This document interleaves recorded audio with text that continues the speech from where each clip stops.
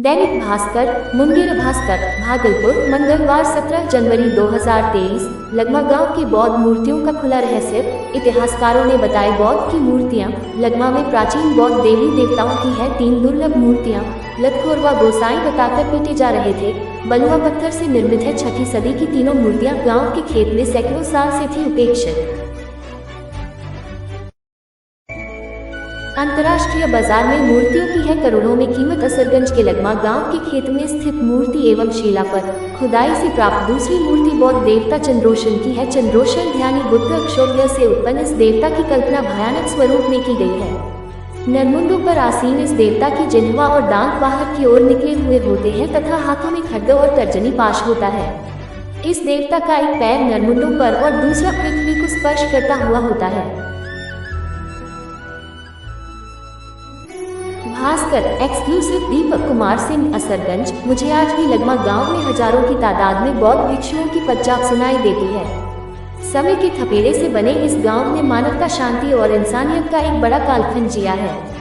यह एक ऐसी पवित्र भूमि रही है जिसने एक भीषण और ईर्ष्याजनित रक्तपात को भी निस्संदेह देखा है। बौद्धकालीन मूर्तियों की क्षत विक्षत अवशेष छल, अपमान और इसके फलस्वरूप उत्पन्न प्रतिशोध के भाव को भी अत्यंत प्रबल और पुष्ट रूप में उजागर करती है।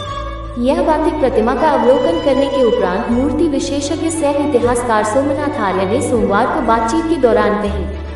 उन्होंने कहा कि इस गांव में आकर एक रोमांच का अनुभव होता है। जब हम सैकड़ों साल पीछे आकर खुदाई के प्राप्त इन दुर्लभ प्राचीन मूर्तियों को देखते हैं तो सहसा अंदाजा हो जाता है कि यहाँ इतिहास ने कई चमत्कारिक घटनाओं को अंजाम दिया था। इस गांव से प्राप्त मूर्तियाँ कोई साधारण मूर्तियाँ नहीं है। यह दुर्लभ है और भारत में गिने चुने जगह प्राप्त हुए हैं। इस गांव में भारत के इतिहासकारों और पुरातत्व के जानकारों की भी कई नाकामयाबियां उजागर हुई है। हम यह कहकर अपने कंधे को झटक नहीं सकते कि हमारी अधूरी दुनिया में ऐसा ही होता है।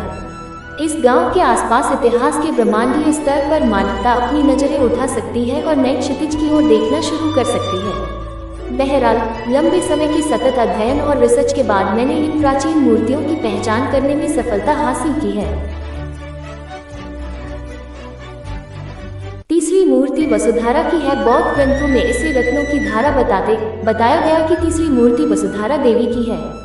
इस देवी को ध्यानी बुद्ध अक्षोभ्य और रत्न संभव दोनों से ही अद्भुत स्वीकार किया गया है। अक्षोभ्य से अद्भुत इस देवी को एक गर्भिणी नवयौवना के रूप में अपने बाएं हाथ में मानंजलि लिए हुए प्रदर्शित किया जाता है। इसका दाएं हाथ वरद मुद्रा में स्थित होता है। वसुधारा, जिसका नाम बौद्ध ग्रंथों में रत्नों की धारा है, यह धन, समृद्धि और प्रचुरता की बौद्ध देवी है। लाहुल और स्पीति में उसका नाम शिखर आपा है। वह थेरवाद और ताई लोक धर्म में पृथ्वी देवी फ्रामाइथुरानी के बराबर है। तिब्बती बौद्ध धर्म में उनके ग्रंथ और प्रथाएं भी पाई जाती हैं। पहली मूर्ति बौद्ध देवी वज्र योगिनी की है। इतिहासकार सोमनाथ आर्य ने बताया कि लगमा गांव में वज्र योगिनी देवी की मूर्ति का मिलना चौंकाती है।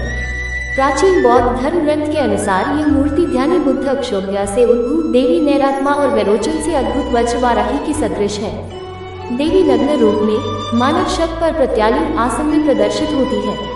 उसके दाहिने हाथ में वज्र और बाएं हाथ में कपाल दिखाया जाता है। विक्रमशिला विश्वविद्यालय के करीब होने के कारण यह बौद्ध सिद्धों की तांत्रिक देवी है। वज्र योगिनी का मूल लेकिन प्राय छिपा हुआ नाम वज्रिका है। वज्र योगिनी सर्वोच्च देवी है जो अभ्यासी को पूर्ण जागरूकता के सिद्धचित तक ले जाती है। यह वह विभिन्न जुनूनों से इनकार किए बिना करती है। वह तामसिक और अंधेरे इच्छाओं सहित जीवन के विभिन्न रसों और जुनून को साहसपूर्वक स्वीकार करने में प्रचंड है। बौद्ध धर्म के अनुसार वज्र के अलग अलग अर्थ हैं। मुख्य रूप से वज्र का अर्थ है अति शक्तिशाली। धम्मक न्यूज यूट्यूब चैनल को सब्सक्राइब, लाइक, कमेंट और शेयर करें। धन्यवाद। धम्मक न्यूज यूट्यूब चैनल को सब्सक्राइब, लाइक, कमेंट और शेयर करें। धन्यवाद।